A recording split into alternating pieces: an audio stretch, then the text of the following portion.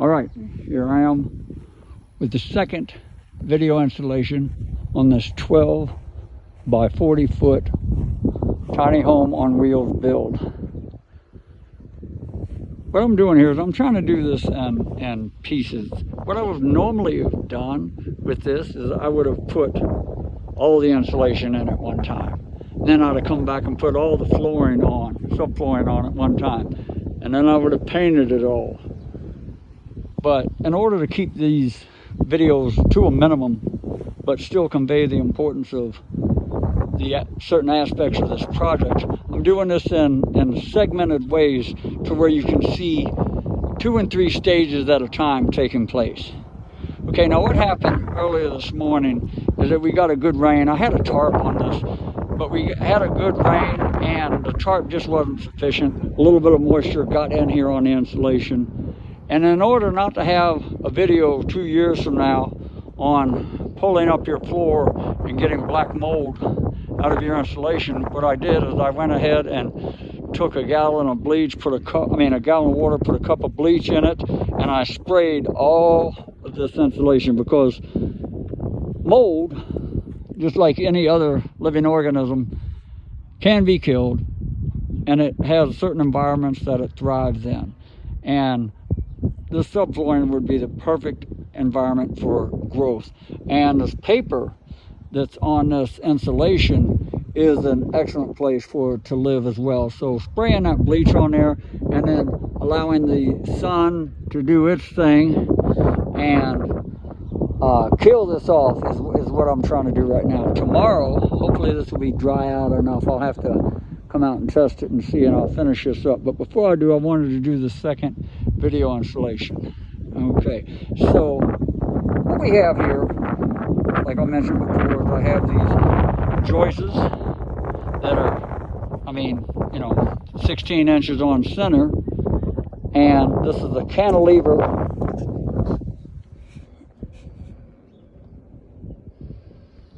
wooden floor that's hanging over the side of an 8 foot by 40 foot gooseneck trailer with twist guard. I might want to add, I didn't mention it last time, this trailer will keep very stable and won't twist whenever it's in transit, which would be very rarely, maybe once or twice in the entire life of this home, but I don't want everything to start warping and destroying.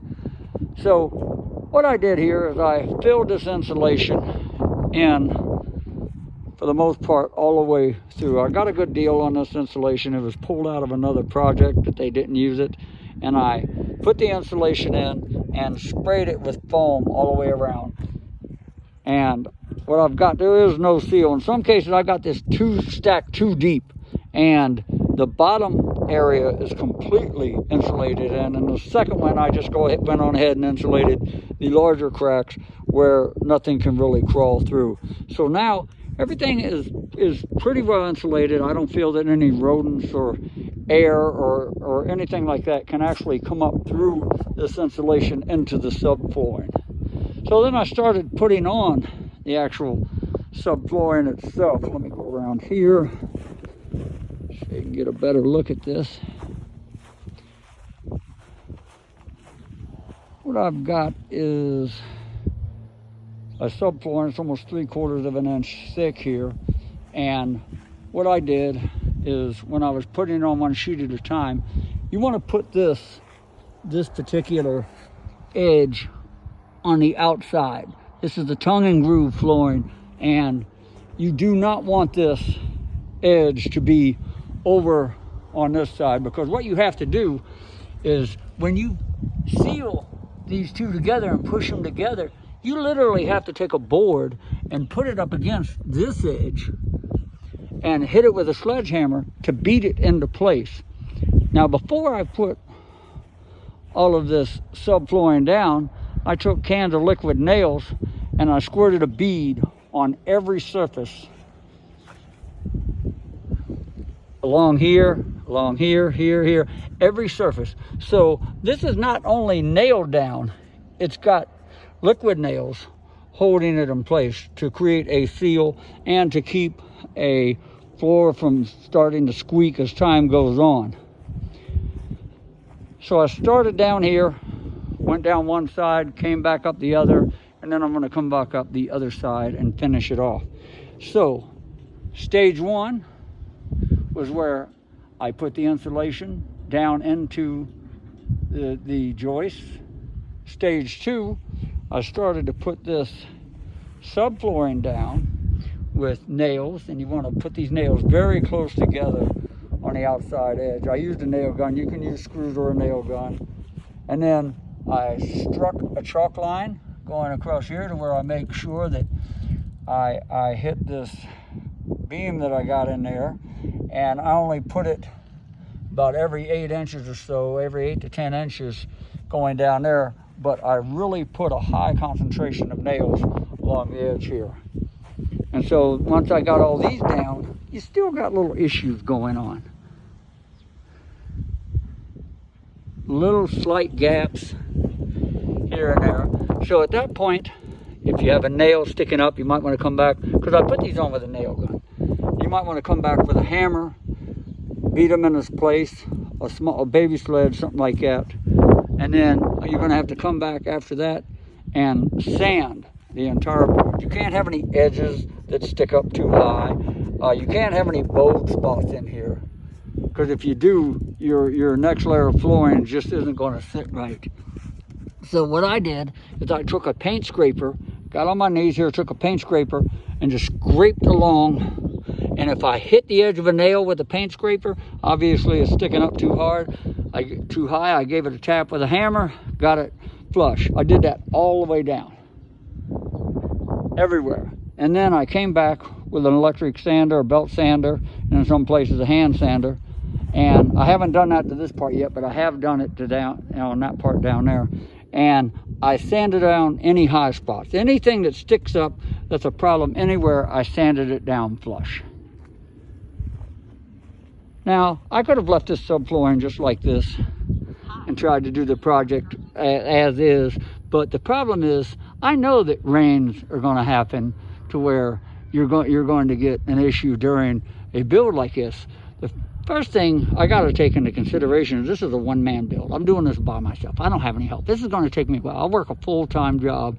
This is not going to go up in a week. So in order to insulate and protect the subflooring and the insulation the best I can, because I don't know how long it's going to be before I actually get all my framing system up, what I did is I bought me some deck paint. Okay, just whatever's good for external use, and I started to paint the entire deck after it was already sanded and everything. I got to put a second coat on it. I made sure to get lots of paint down in these cracks, because yes, I have liquid nails in there, but I simply want liquid nails, paint, everything else. I went on ahead and made sure to get a lot of paint underneath here as well. Again, even though I have liquid nails, I want this to be waterproof, because what you're going to experience if you're trying to do a one-man show and a long-term project of building something like this. Granted, this is not a 3-story, 5,000 square foot house. It's only about 500 square feet, give or take, when it's all said and done. But again, like I said, this is going to take me a while to do, and I want this to be protected. I don't have to worry about rain getting on this OSB and starting to swell up the edges and everything else that you'll have to sand down and just cause yourself a lot more work. I want to set it and forget it. I don't want to have a tarp on this that high winds will blow off and I'm out here wrestling trying to keep it in place all the time. I can come out here after it rains and just take a wide broom and sweep this off. That's all I have to do. So that works for me. So tomorrow morning, I'm going to come out here. I'm going to finish putting the rest of the OSB subflooring down, and then I'm going to go ahead and sand it. Like I mentioned before, make sure all my nails are flush, and then I'm going to paint it. And then my entire flooring will be done on this, and I'll be ready to go ahead and start putting on the frames. Now what I want to mention here real quick is when you put this paint on, if you have any marks and stuff like that on here to let you know where a wall might be, marks and stuff like that I've put on here, my center for my joists and everything like this, I tried to mark them going all the way down so I can keep track of what's happening. I did it on both sides of this. So if you have any questions, don't hesitate to throw something in the comments. I will answer it to the best of my ability, and I will put my next video out when I start framing this in and doing the plumbing. Till then.